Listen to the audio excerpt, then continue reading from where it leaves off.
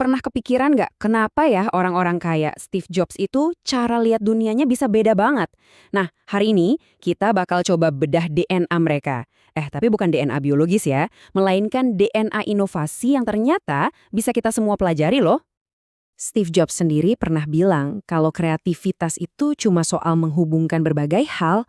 Kedengarannya simpel ya, tapi ini justru memunculkan pertanyaan yang lebih dalam. Koneksi-koneksi jenius itu datangnya dari mana sih sebenarnya? Dan ini nih pertanyaan utamanya, kemampuan buat berpikir beda itu anugerah dari lahir yang cuma dimiliki sedikit orang, atau sebetulnya sebuah skill yang bisa kita latih dan kita bangun? Oke, bagian pertama, mitos sang jenius. Jadi sebelum kita lanjut, kita harus bongkar dulu satu mitos besar, yaitu anggapan kalau inovasi itu cuma buat orang-orang jenius terpilih. Kenyataannya, banyak banget penelitian yang nunjukin kalau kreativitas itu bukan bawaan genetik. Justru, ini adalah sebuah keahlian. Dan ini kabar baik banget buat kita semua kan? Artinya, inovasi itu bisa dilatih, bukan sekedar takdir. Lanjut ke bagian kedua, memecahkan DNA inovator. Kalau bukan genetik, terus apa dong rahasianya? Ternyata nih, setelah para peneliti mengamati ratusan inovator hebat, mereka nemuin pola yang jelas banget, semacam kode dari 5 keahlian utama. Nah, kode inilah yang disebut DNA inovator. Sekali lagi, ini bukan soal gen, tapi tentang 5 keahlian yang secara konsisten jadi pembeda antara para pemikir brilian dengan orang kebanyakan. Coba perhatikan deh strukturnya. 4 yang pertama, bertanya, mengamati, berjejaring, sama bereksperimen, ini tuh semuanya soal aksi, soal perilaku. Anggap aja ini kayak input atau bahan bakar yang kita kumpulin. Terus, semua bahan bakar ini dipakai buat apa? Buat nyalain satu mesin utama di tengah-tengahnya. Mengasosiasikan. Masuk ke bagian 3, kita bahas keahlian inti.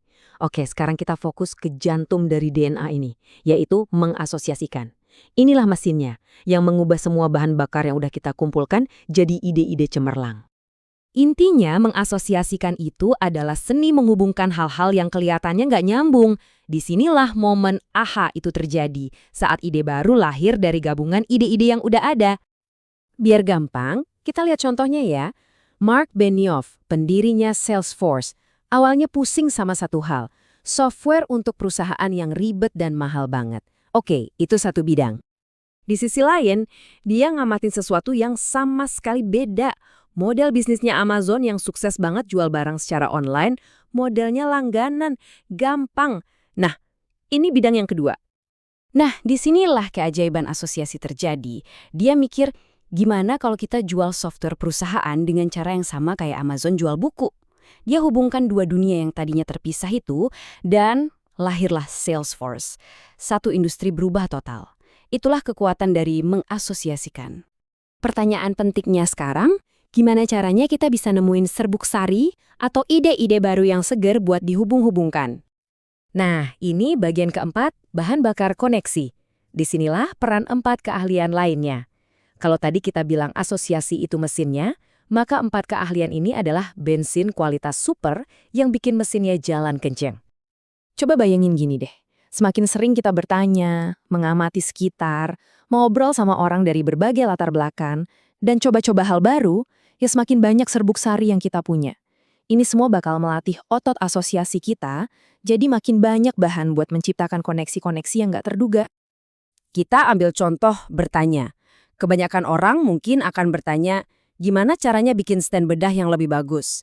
Tapi seorang inovator, dia bakal memutar pertanyaannya jadi, sebenarnya apa sih yang dilakukan tubuh kita ke stand ini? Dan kenapa stand ini bisa gagal?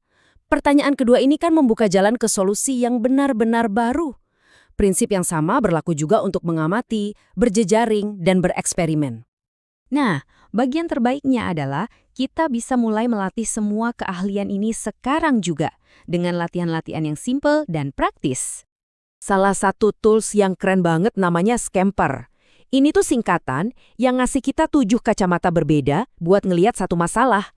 Misalnya, kita bisa ambil satu produk terus kita tanya, apa ya yang bisa di-substitute atau diganti? Atau gimana kalau di-combine, digabungin sama hal lain? Nah, tiap pertanyaan ini tuh emang dirancang buat mancing ide-ide baru. Ada lagi teknik lain yang efektif banget namanya asosiasi paksa. Caranya, kita ambil masalah kita, terus pilih satu objek acak, misalnya payung, dan paksa otak kita buat nyari hubungan antara masalah kita dan payung. Latihan sederhana ini seolah-olah membajak jalur berpikir logis kita dan melatih otak buat nemuin koneksi di tempat-tempat yang paling nggak kita duga. Jadi, kita balik lagi ke kutipan awal tadi. Tapi sekarang kita jadi paham kan kalau ini semua tuh bukan sihir. Ini adalah sebuah proses yang dibangun di atas keahlian yang bisa dilatih. Pertanyaan terakhir yang tersisa sekarang cuma satu. Serbuk sari apa yang akan Anda kumpulkan? Dan koneksi baru apa yang akan Anda ciptakan hari ini?